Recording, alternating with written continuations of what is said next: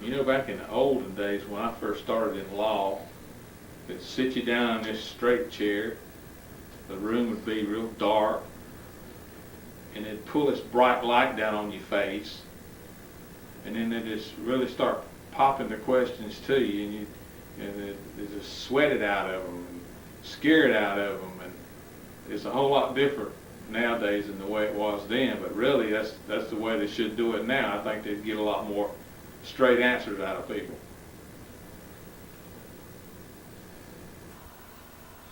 Well, I understand where you're coming from, but I just feel that times are different. We can't put them under that bright light in a dark room. I wish we could. I wish we could gather all the people of interest and put them in that room, and possibly we'd have a clue to go on. Now, this is the only clue that I've got. All these people that were killed, they weren't violent people, and I found that out talking with their families. We've had two men, well over 6 feet tall, well over 200 pounds, physically capable of doing something about this. And the women, they weren't violent people, and I found that out by talking with their family.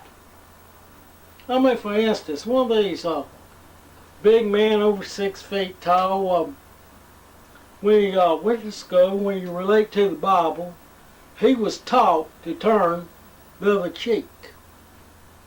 So some guy slapped him every time he turned his cheek, 6 times on up. And I talked with his mother about that.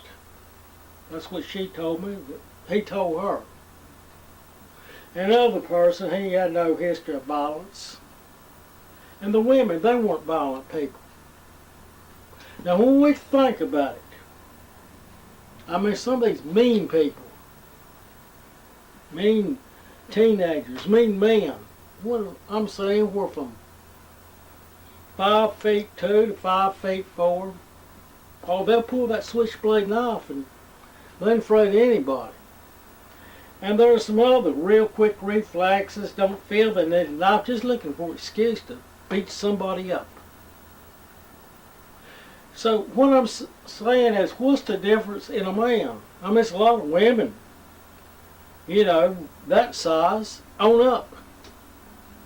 And if they're violent, they can be just as mean as the men. I mean, that's all I'm saying. I'm saying the women that were killed, they weren't violent people. So what I'm saying, possibly, this guy possibly, maybe he's a thrill killer. Just a thrill killer. Maybe he's a copycat killer. Maybe he won't be like the serial killers. I mean, I can't tell you. What I think was, somehow he got in contact with every one of these people that he killed, and felt them out. When he didn't think that they were all that violent people, he thought that they could handle them, he went on to kill them. Now that's the only clue that we've even got to go on. But I just feel that it is a clue. When you're questioning these people, watch the expressions on their face. Watch the quiver in their eyes, and the jumping of their lips, and just their facial expressions all together. You can pretty well determine whether they're telling the truth or not. They get all sweaty and all irritable, and they squirm and that kind of thing. You can pretty well tell. You put the pressure on them.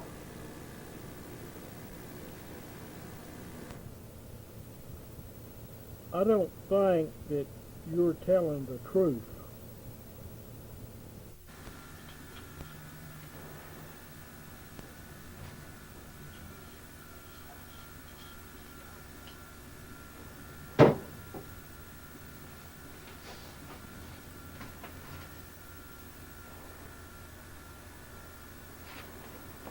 Oh!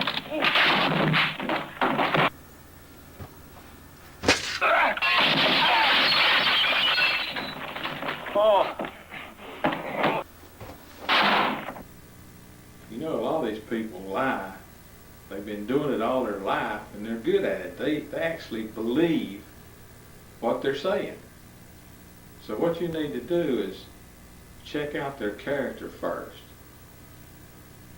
That's the only clue that we've even got to go on. But I just feel that it is a clue.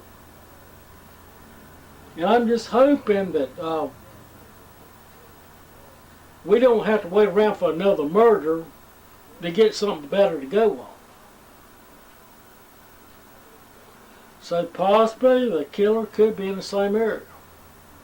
Even if it goes to another area and this runs into the same pattern, it'll still give us something to go on.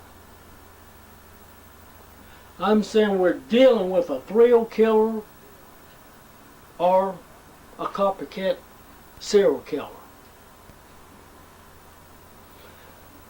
And I'm saying this person would still be a very dangerous person. So he's attacked the people that he didn't think would bother him, but if somebody would bother him, he's definitely capable of doing some damage. So we can't underestimate this person. We just can't underestimate him.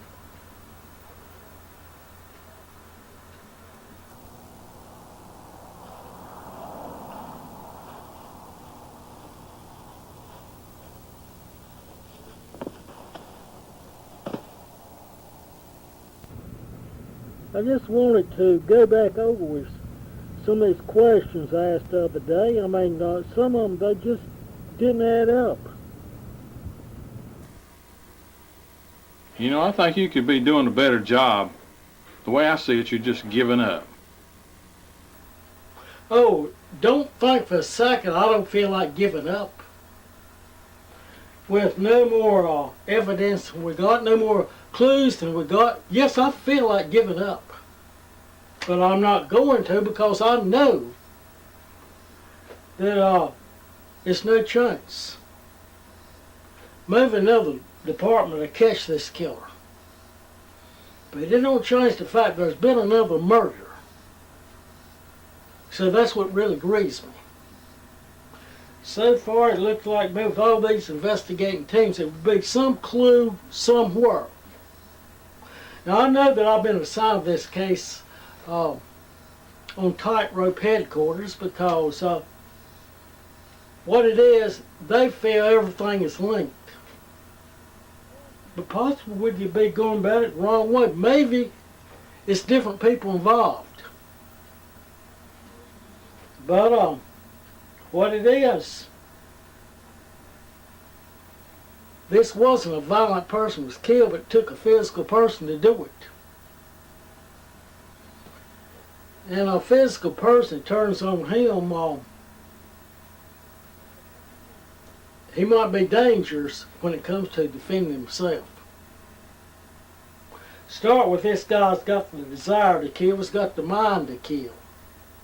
And the way I look at it, he wants it. And he's going to keep on going at it and going at it until somebody stops him. But to stop him, we've got to find out who he is. Regardless of the evidence, there's no sign of a body, there's no signs of foul play, there's no sign of Jack Lannis.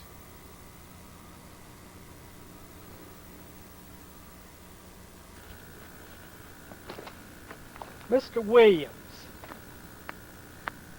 I see you're still in fellowship with the Lord. Most definitely. The roadmap to salvation. From what I understand, you were in another brawl fight, and you came out on top again. Well, the man, he provoked trouble. He tried to harm a customer in the bar. Did you go there with any intentions? I hope you did. Well, the way I look at it, what goes around comes around.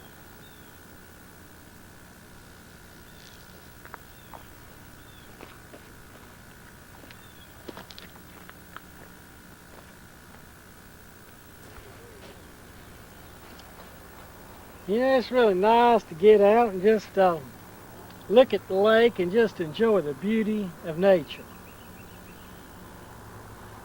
By the way, did you ever give any thought to being a lawman of some kind? Sheriff, deputy? Well, to be honest with you, when there's trouble, I want to be on the spot when it happens, and besides, there's just too much commitment to being a law enforcement officer. Yeah, I feel inside of you, there's qualities of a good lawman, but you're stepping over the line sometimes. And God knows we need more good lawmen today.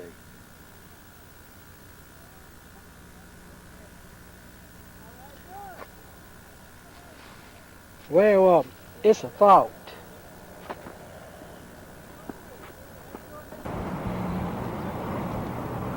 Mr. Williams and myself, we've been working the tightrope for years.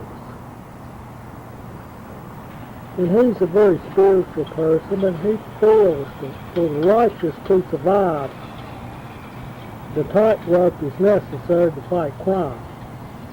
Yet he feels it's taken a toll on me, having to deal with some of the people that I've had to deal with. He feels that it's corrupted my mind, and possibly if I was removed from the tightrope, possibly I could work as a deputy sheriff or whatever and live a more quality life.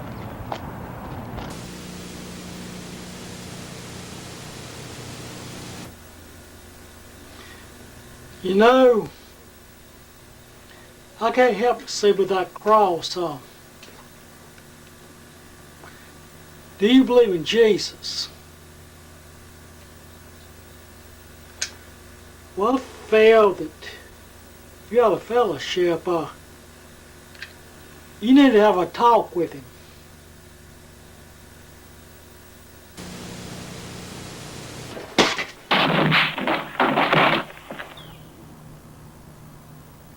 Seems to me you're putting yourself on the line.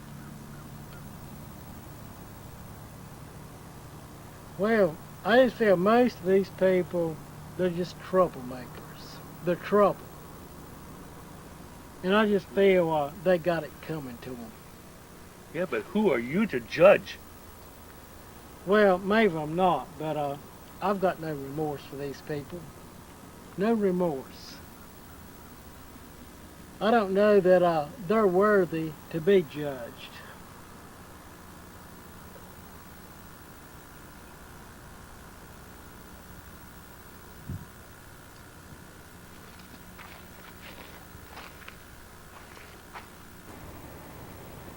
Well, Jerry, I see you made it out today. Yeah, I just thought I'd come out and see how your detective work's coming along. Well, I've been talking to a man about trains. Oh, well, you know, that could flush the guilty party out. You never know. Could bring up something on Jack. You know, I didn't think of that. Well, you want to go out and look over the park? Oh, yeah, let's go.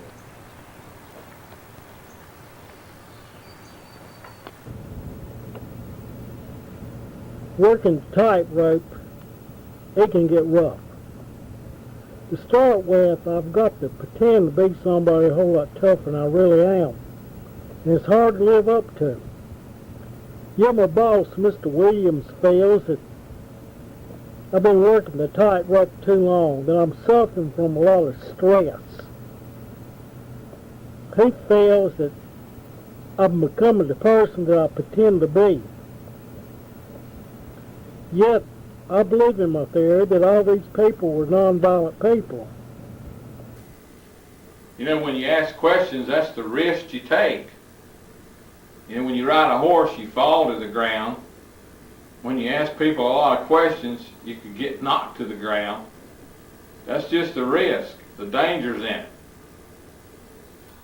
Look, I follow your theory. And I feel you're right. And I feel the people that were killed were, what you say, nonviolent people. So I walked the streets, playing the part of a nonviolent person, and, well, I was confronted by the last man that I kicked down. So what it is, when they got him out of the hospital, sheriff's office, they acted polite to him, gave him a cigarette. So from the cigarette, they linked him with the DNA to one of these murders. But what I'm saying, the fiber they found where it was on him or at his house or whatever, it does not leak up to the others. So what it is, it's a separate killing. What I'm saying is, I was right that time.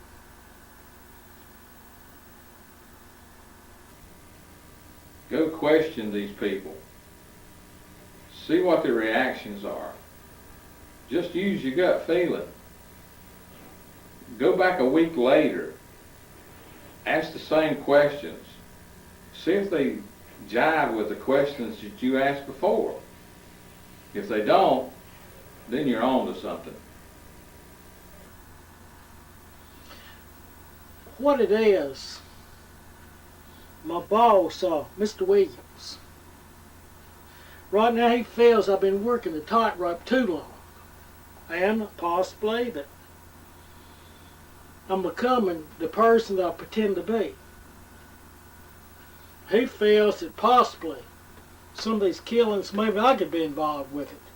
He possibly feels that maybe, or some chance, I could be this killer.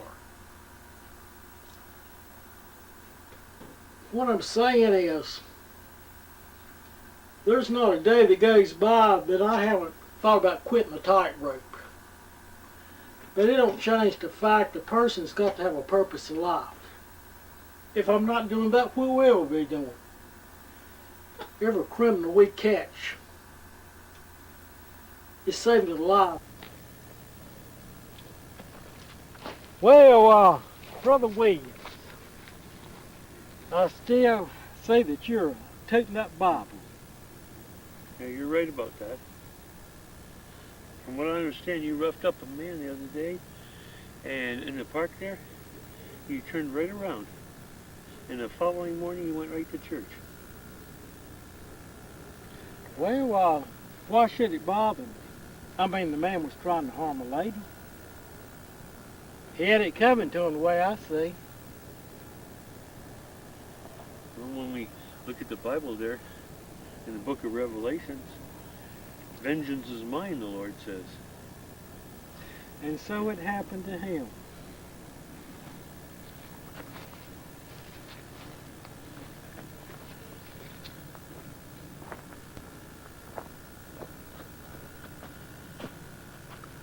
Well, you know how these women gossip around here. If he's not guilty, they're going to make him guilty. It's going to hurt your family and half the community around here. Mr. Brooks, without your support in the election, I might not have a job.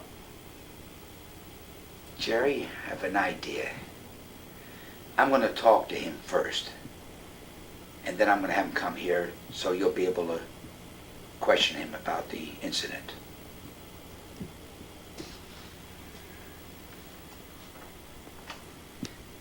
Jerry, I think my boy's gone too far this time. And of course, it doesn't make it right. Yeah. Well, okay.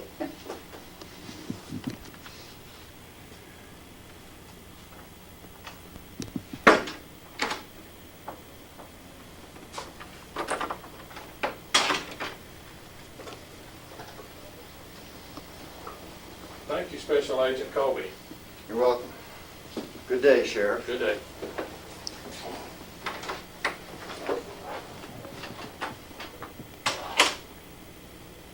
Your boys got a little rough last night. Well, when they jump bond, that's money out of my pocket. My advice to you is to stay with your finance company and out of law enforcement. We don't need a bondsman. I can keep them in my jail. Well, Sheriff, I'm just trying to make enough money to pay the light bill. I could put the farmers out. They borrowed money from me they can't pay back. I could be a rich man, but it's going to be up to you to put them out. Think about it, Sheriff. Election coming up? Well, you might make a little money tonight. We got 3 coming in from the Blue Goose, that Brooks boy, and 2 others.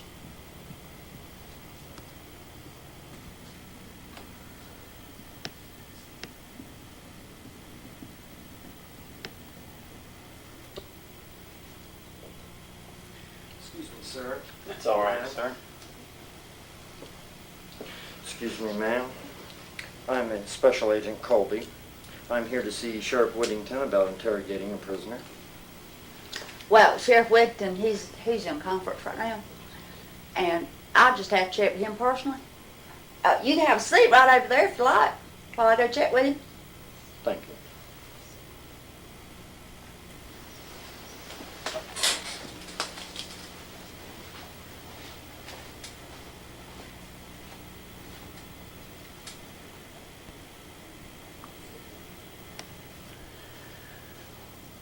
Mr. Brooks, your ex-lover, and possibly her lover, were found murdered in your apartment.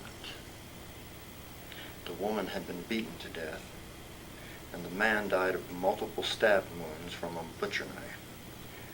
Would you care to tell us what happened?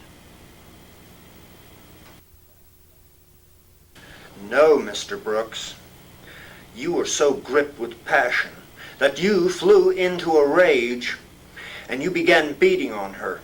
And as she screamed for help, someone came to her aid and started pounding on the door as you went into the kitchen and got a butcher knife.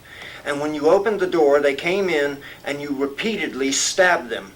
And then when you saw the bodies on the floor, your rage continued. And you began to beat the walls. Now, isn't that what happened, Mr. Brooks?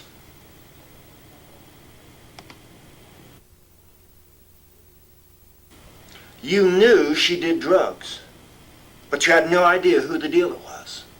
You knew she was running around behind your back, but you had no idea with whom. Come on, Mr. Brooks, you can do better than that.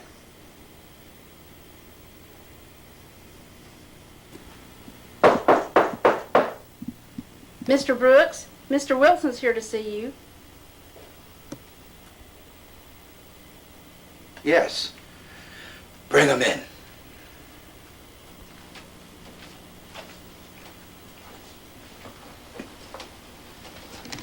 Mr. Brooks? Yes. Mr. Wilson. Well, I'm glad to know you. Thank you very much. This is my son, Sammy. Hey, Pleasure Sammy. to meet you, sir. Nice to meet you. Good. Have a seat. Thank you very much. Bye.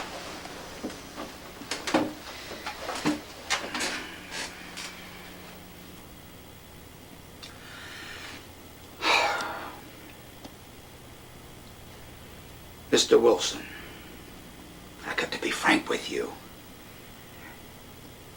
I am going to need some money. Yes, that no good brother of mine took what money we had for farm expenses and left. Mr. Wilson, rightfully, it was his. But of course he chose to take the money, rather wait till I was dead. Well, you shouldn't have give it to him. You know you're going to have to put your farm up for collateral. If you can't make the payments, you'll lose it. But Mr. Wilson, listen, we gotta have the money. We got to have it. After all, listen, we gotta pay all the help. And the equipment that we're gonna have to have.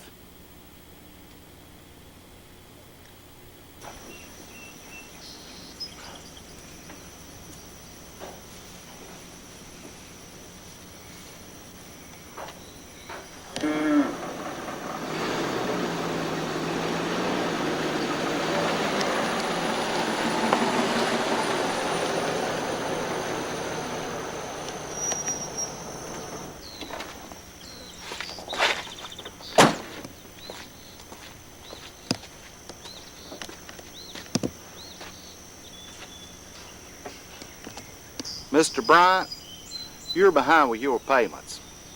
I can't cover you any longer. I need money to pay my debtors. They won't be as patient with me as I've been with you. Well, I just don't know what I'm going to do since Grace passed away. Just to be honest with you, it seems like to me that the nursing home and everything done took most of my money, and now I still got funeral expenses to pay. So I just don't know what I'm going to do. It just seems like everything just gone all at once. To start with, you could sell off some of your livestock. It'll save you money on feed, and it'll give you time to find you a part-time job. Think about it. You might be able to save the farm if you cut a few corners.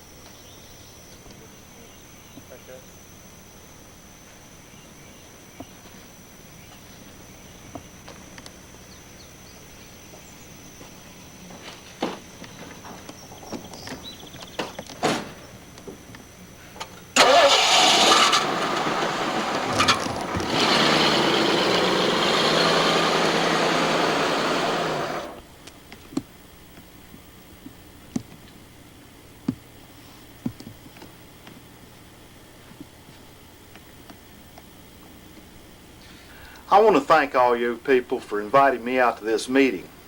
As you know, Mr. Bryan is just about to lose his farm. Now he needs help. He's going to need some workers to help him get them crops in. Like, used to be where at one time, if one of us farmers were in financial problems, lost his home or burned up or whatever, we all get together and build it up for him again. That's the way it used to be. So, of course, now Mr. Bryan has his problem now. Last year he didn't do too well. So, and now he's bound to, looks like he's going to lose his property. So I feel that after all, if we can all get together and help the man out, I think we can pull him through. I've stood behind you farmers all the way. I've even advised you to get a government loan, but you said you didn't need it. But I need my money to keep from going bankrupt. If Mr. Bryant can't come up with the money with a good crop, I'll have to take his farm. But if he can have a good crop, I won't have to take it. Well, my good friends, I know it's going to be a lot of work. It's going to be hard on us. But after all, we owe it to ourselves and also to Mr. Bryan.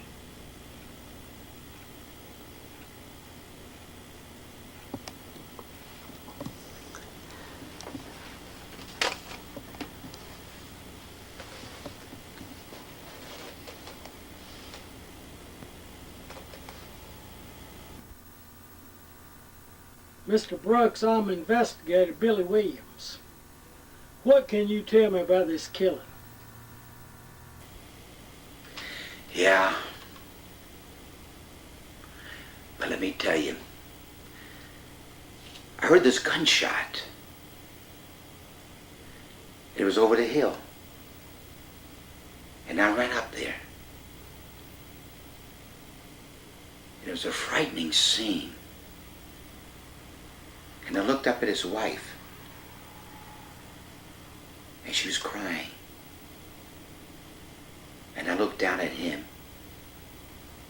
And the man was dead. He shot himself. There was a dog there. What a horrible sight. He was eating his brains and lapping his blood. It was terrible. It was terrible. I never forgot that. What I'm saying is, maybe it was suicide, maybe it wasn't. I mean, what I'm saying is, his wife arrived after the killing. You arrived after her. Who's to say this man wasn't murdered? And what I'm saying is, the report, the coroner could roll up anything if he's covering for somebody. Now I'm going to investigate this. Now, what can you tell me about Morris? Let me tell you. There was a friend of mine. His name was Morris. He was a good kid, good country boy. But you'd think that he would go down to the factory like I did and worked as a sweeper? Oh, no, no. He wanted an education. And I mean, he went to school and he finally did make it to the college. And let me tell you, nice guy. He went out and partied a lot. But he wanted to make big time. Like I said, he wanted to be his own boss in the world. He wanted to do his own thing. And he even got, some super jobs. Took jobs selling cars. And also did, a variety of jobs. Blue-collar jobs. Those things, he still wasn't happy. They just didn't work out. He just wasn't happy. And what do you think he finally did? Let me tell you, this was a bad one. He committed suicide.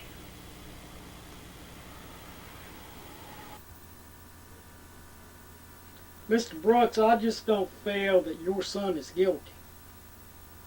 What I'm saying, no drugs showed up in his blood system, and also he passed a polygraph test.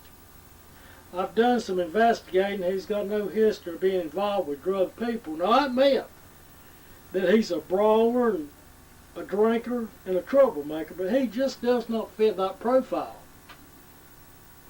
He is a person of interest, but if the real killer is caught and his name is taken off that list, I will personally get in contact with you, and it'd be his decision where he wants to return or not. Mr. Brooks, I thank you very much for your support.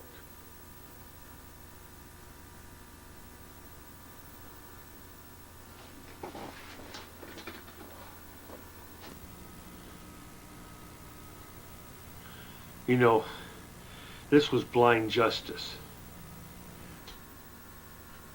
Mr. Williams, we got that thrill killer. What it is, one of the men that I put down, he was one of them. And through interrogation, what it is, the sheriff's department scared it out of him. They showed him these rough prison videos. What happens in these rough prisoners among these true hardened criminals, and the man just broke down, told who his partner was, and they got both of them. What it was that, even though the profile didn't match up in these crimes, the profile of the killers did.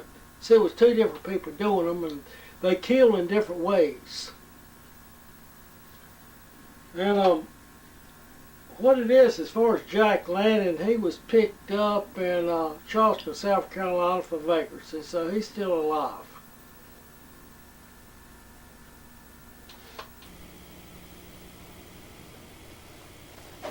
I'm glad you could come by, Mr. Brooks. I'm glad you could come by, Mr. Brooks. I've got some good news for you. Your son's story checked out. It was drug related. They found the real killer. They got a confession out of him.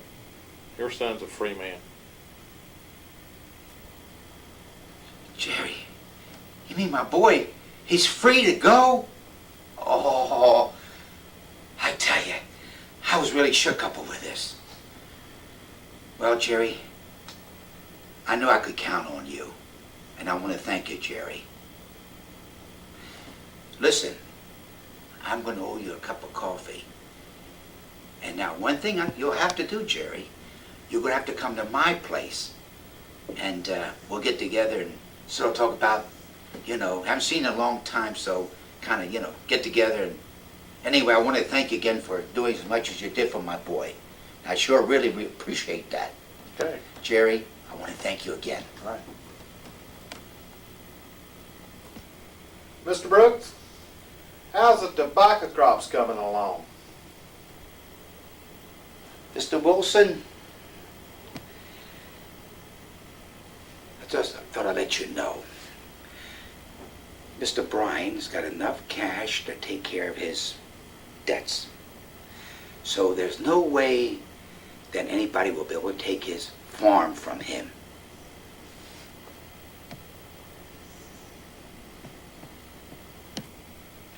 Well, Brooks, I'm glad to hear that. Well, I think I said it all. Okay. Oh, Jerry, come to think of it. Now, if you don't show up at my place, I'll be mighty disappointed. Counting on you. All right. Take care, Jerry. See you soon. Bye-bye, gang.